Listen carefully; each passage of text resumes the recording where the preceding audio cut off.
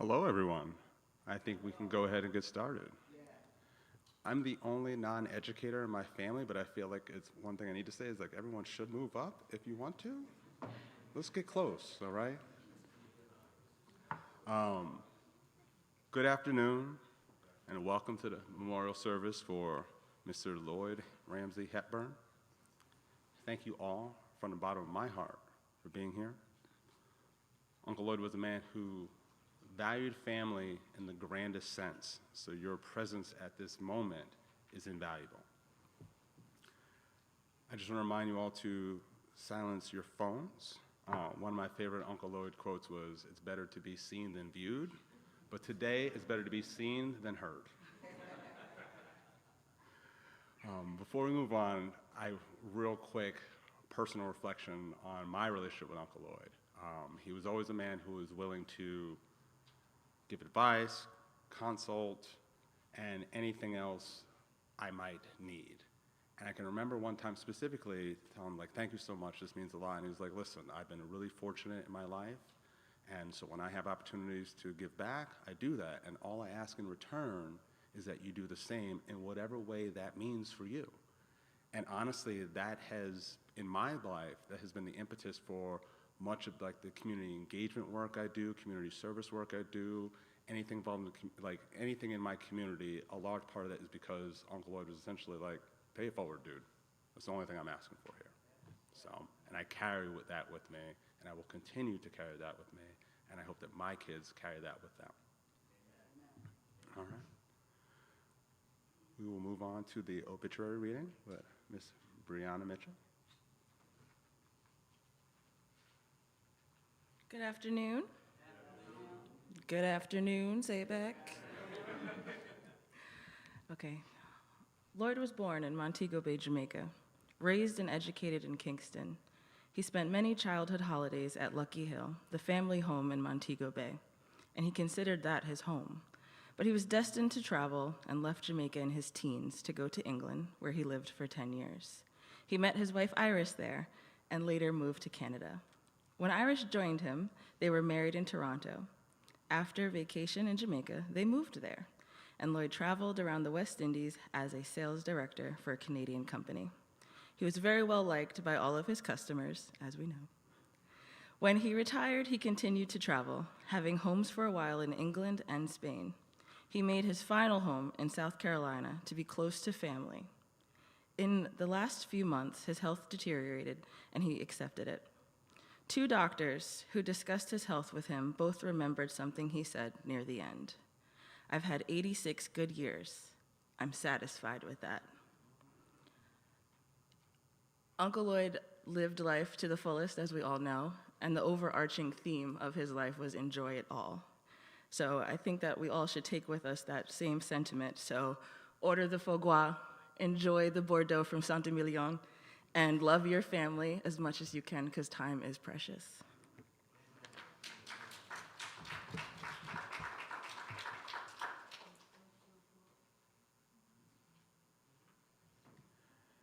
I can only hope to live my life so well that after 86 years, be like, I'm good. This was nice.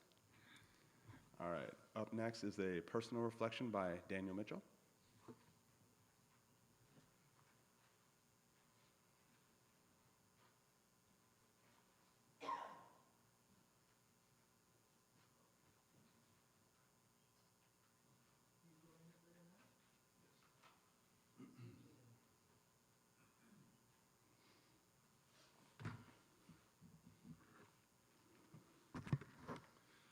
This is not going to be easy. I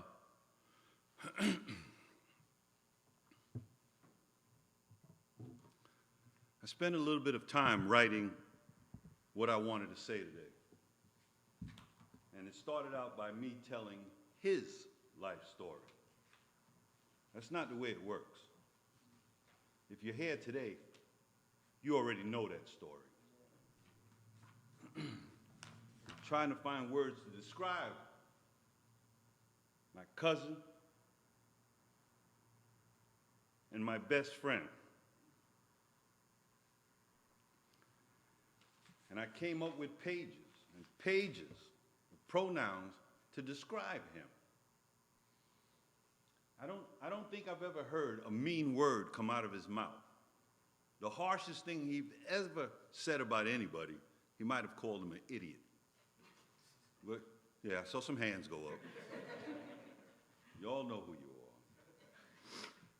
The significant ability to affect others, their opinions, behaviors, actions, stemming from his personal qualities like expertise, charisma, trust, position, and his built-in presence. That's Loyd Hepburn. I have brothers, I have friends, I've met many heroes or mentors in my life. None of them can put the spin on it the way Loyd could. He could insult you, and you'd thank him. The three words that I ended up with was charm, wit, and grace, all embodied my cousin Loyd. I'm not going to go on too far because I'm weak.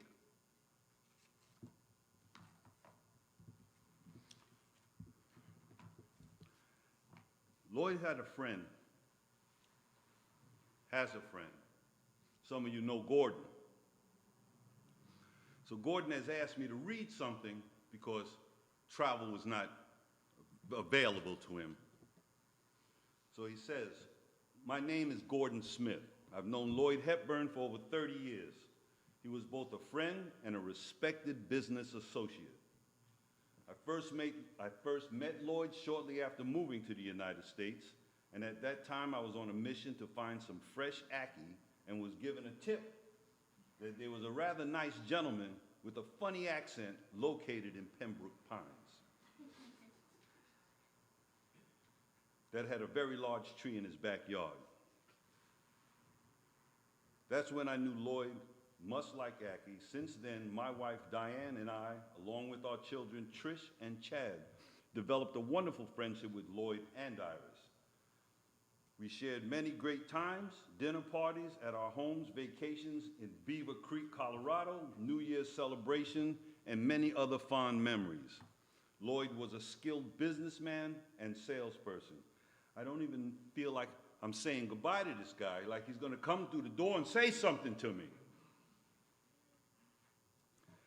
He was always coming up with ideas and new projects. Over the years, I became his associate, so to speak, involved in advising in some of his endeavors. He was also a great mentor to my son, Chad, who often joined us for lunch.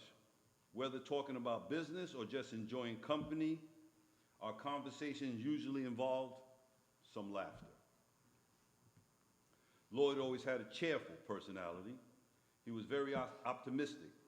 His kindness was well known and evident that he was always taking care or helping people when needed, often without being asked. I think we're all victims of that. Perhaps Loyd's greatest talent was his ability to deal with people. Remember, before retiring, Loyd traveled for the company throughout the Caribbean and Central America, making long-lasting contacts and friendships. He met new people, sometimes negotiating, obtaining new contracts in almost every island or region in the area. During our friendship and work relationship, I noticed that when he traveled, he often seemed as if Loyd knew someone or had a relative, family member, or a friend in every place throughout the United States or abroad for that matter. At times when pushed to explain who these people were, he would pass them off only as Iris's in-laws, treating everyone like family. We will always miss Loyd. Our deepest condolences and prayers, the Smith family, Gordon, Diane, Trish, and Chad.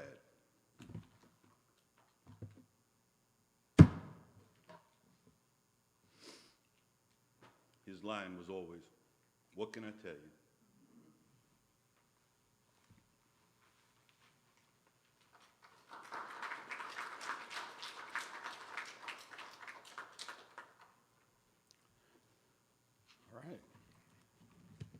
think it's okay to sit in that for a moment. Okay, I think that's important.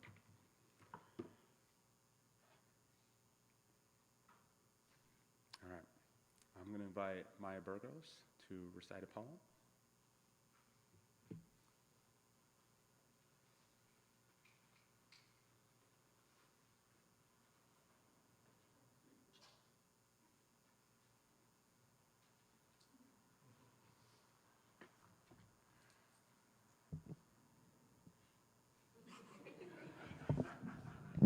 Let's keep it real.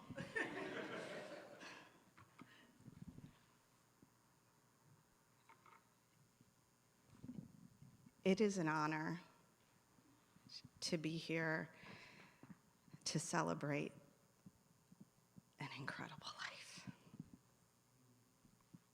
Standing ovation, 86 years, the man gets a standing ovation for this life that he has lived. How beautiful. Okay, here we go.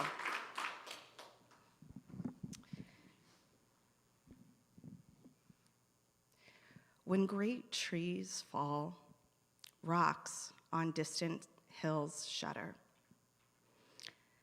Lions hunker down in tall grasses, and even elephants lumber after safety. When great trees fall in forests, small things recoil into silence, their senses eroded beyond fear.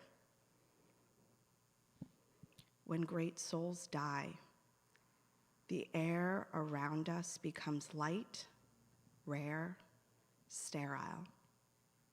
We breathe briefly. Our eyes briefly see with a hurtful clarity. Our memory, suddenly sharpened, examines, gnaws on kind words unsaid, promised walks never taken. Great souls die, and our reality, bound to them, takes leave of us. Our souls, dependent upon their nurture, now shrink, wizened. Our minds, formed and informed by their radiance, fall away. We are not so much maddened as reduced to the unutterable ignorance of dark, cold caves. And when great souls die, after a period, peace blooms, slowly and always irregularly. Spaces fill with a kind of soothing electric vibration. Our senses, restored, never to be the same, whisper to us, they existed. They existed. We can be, and be better, for they existed.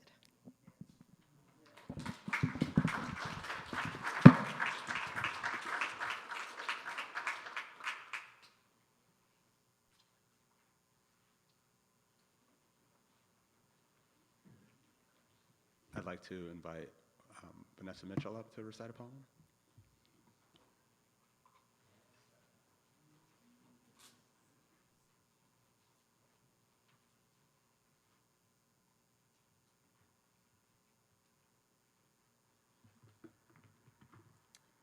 Afterglow, a poem by Helen Lowry Marshall. I'd like the memory of me to be a happy one. I'd like to leave an afterglow of smiles when life is done. I'd like to leave an echo whispering softly down the ways of happy times and laughing times and bright and sunny days. I'd like the tears of those who grieve to dry before sun. Oh, happy memories that I leave behind when life is done. Whenever a beautiful soul has been, there is always a trail of beautiful memories.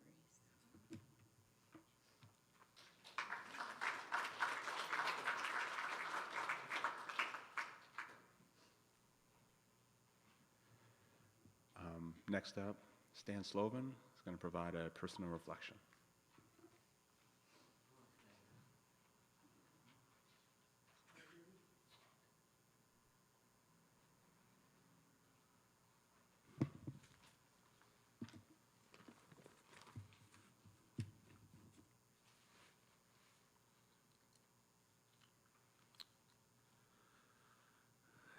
Today we gather to honor and remember our beautiful husband, the greatest uncle and relative, and friend to all, Loyd Hepburn. Loyd was the definition of giving and caring. He was courageous, resilient, deeply sentimental, always thinking of others before himself. He was the ultimate giver, never expecting anything in return. And when Loyd was with you, he made you feel like $1 million, as if you were the most important person in the world. His attention was genuine, his presence was complete, but his kindness was constant. For more than 50 years plus, Loyd and Iris shared a relationship built on love and devotion and unwavering support. Their bond reflected Loyd's strength, the resilience, his deeply sentiments of a big heart.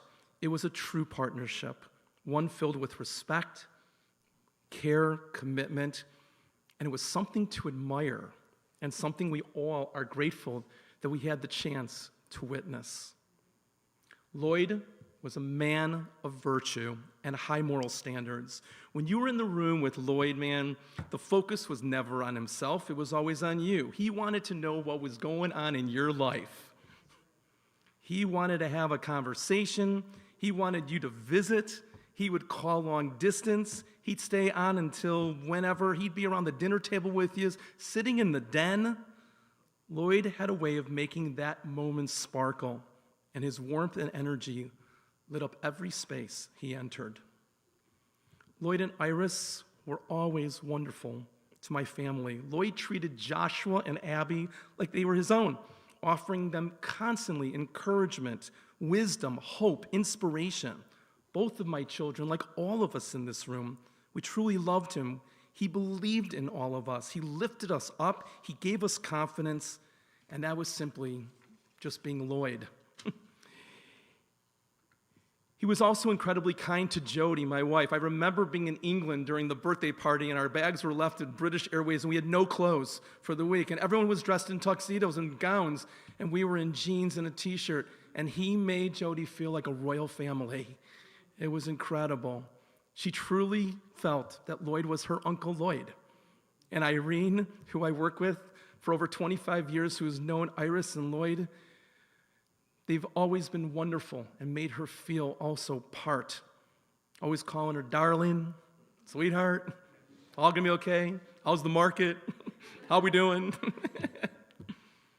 He created family through love, not obligation. He was patient, empathetic, compassionate, sometimes a little stubborn, sometimes a little controlling, but with the purpose of helping and protecting us all and empowering and mentoring and supporting those who we loved and adored. I share many of life's greatest moments with Loyd. I have walked the beaches with him. I have fished the seas with him. We have broke bread. We celebrated holidays, milestones side by side, and one of my most treasured memories was a magnificent trip to England celebrating Uncle Loyd's 80th birthday.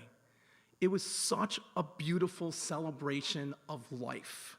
And to him, it was life, it was family, it was friendship, it was togetherness. It was the defining and definition of Loyd. I will forever cherish my last visit with him just 3.5 weeks ago. We spent hours talking and laughing and hugging and just being together. We even watched a Bears game, okay? That is very tough in his life. In fact, I heard he started even rooting for them after that. But that smile, that laugh, that presence, it was Loyd exactly how he always was.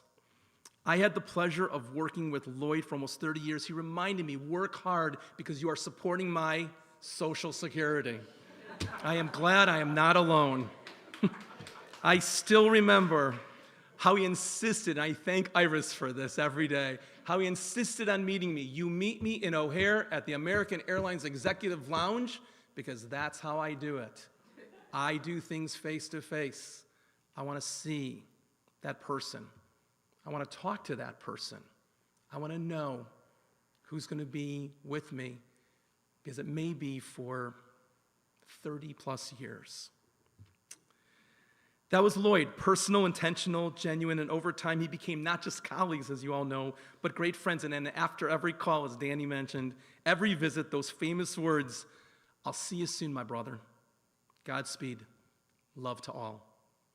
Right now, I can almost feel Loyd's hand on my shoulder, gently reminding all of us that it's going to be okay, because his courage and his resilience and his encouragement and love and dedication will continue to fill our hearts forever.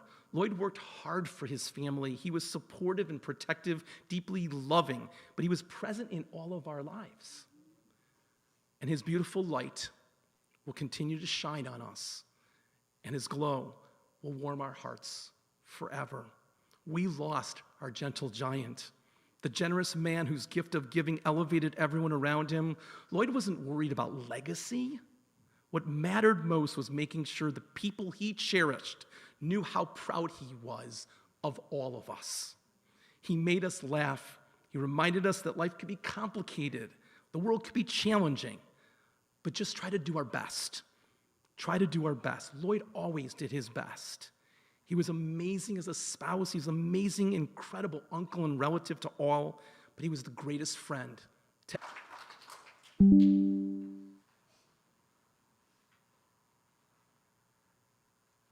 I'd like to invite Gemma Pitt up to provide acknowledgments.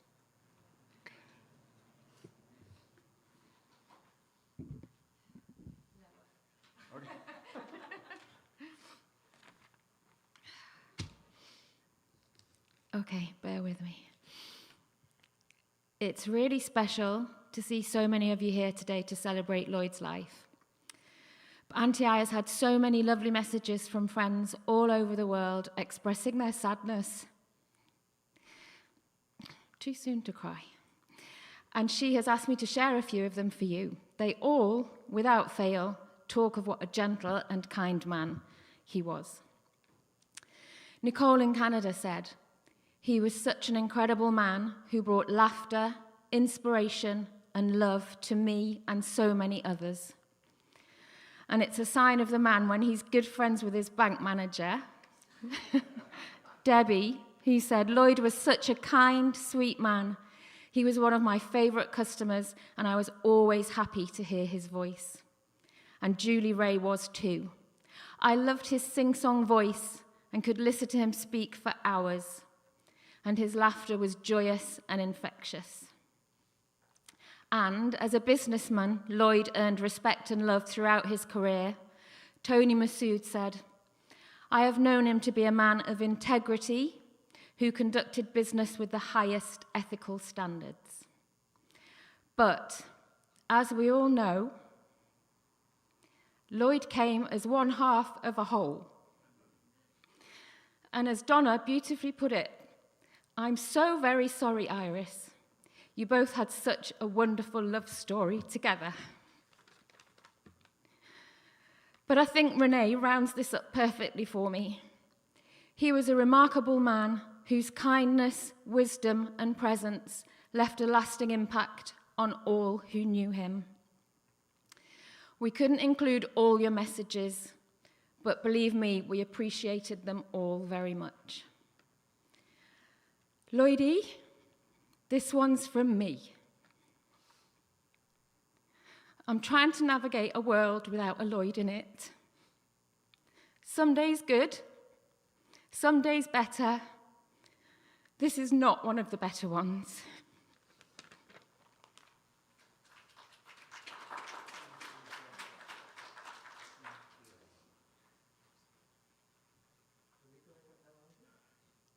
You almost got an ugly cry out of me. I'm going to invite Benjamin Tinsley up to recite the Lord's Prayer.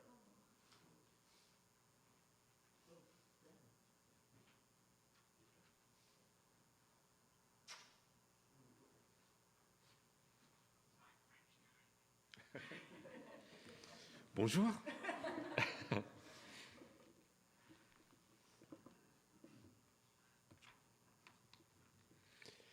Our Father, who art in heaven, hallowed be thy name.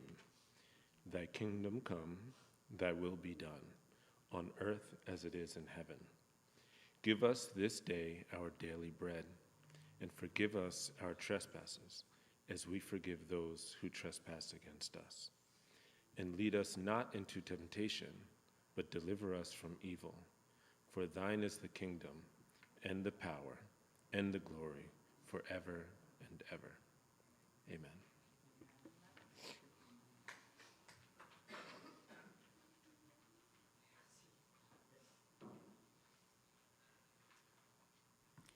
And now I'd like to invite Andrew Wilson up to deliver words written by Iris Hepburn.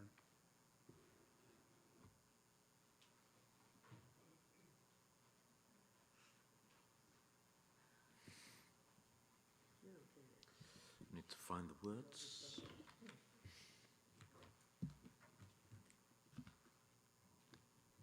I'm going to read some words that Iris has written, and she'd like to thank everybody for coming today.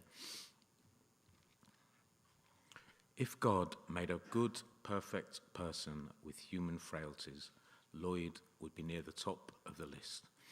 The Loyd we all knew and loved was a strong presence in all our lives.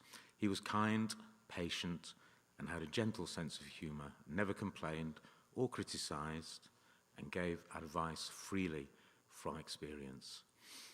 When asked, "How are you?" his stock answer was always, "You beat me to it, yes. Some days good, some days better."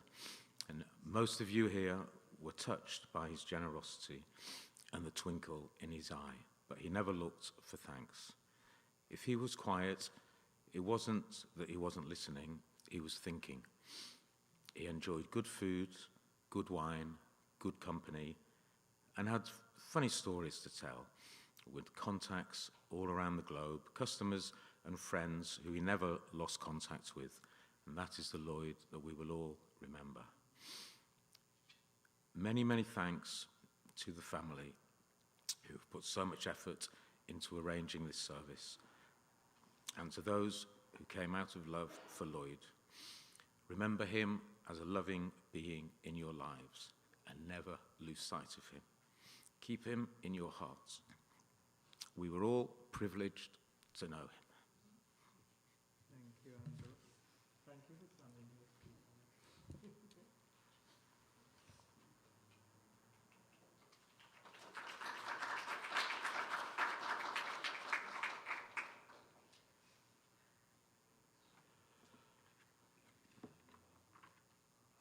And lastly, I'd like to invite Tatiana Worth up.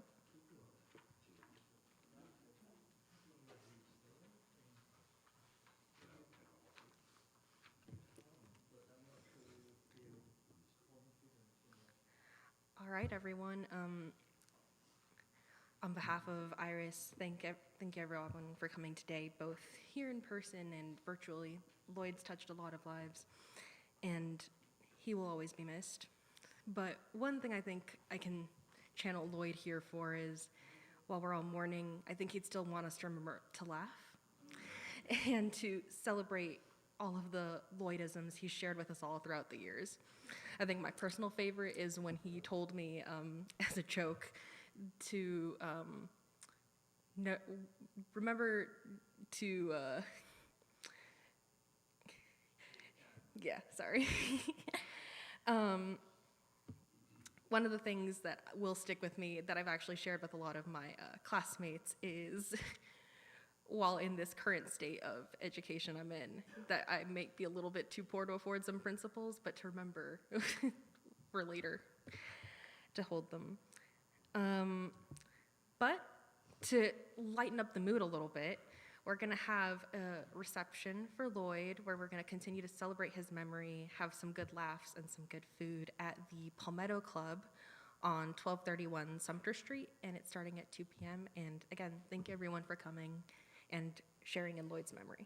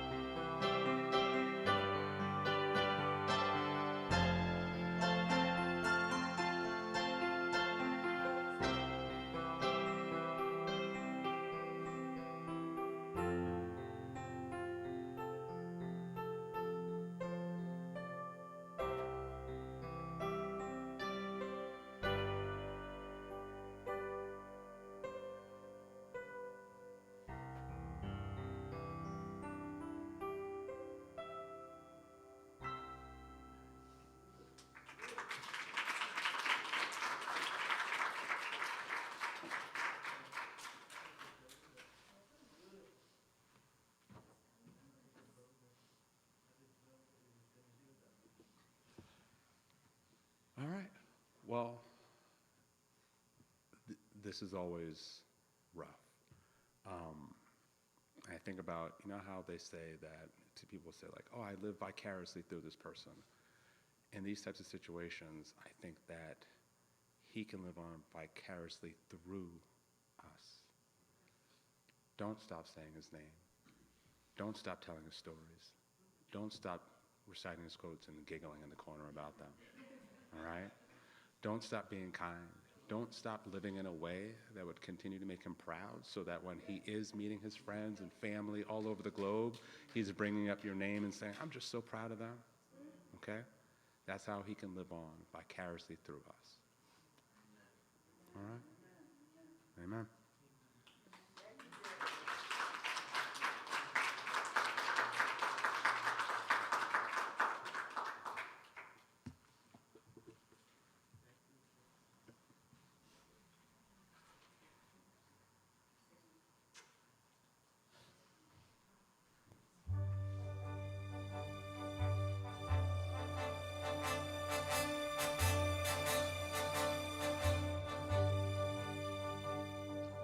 Non,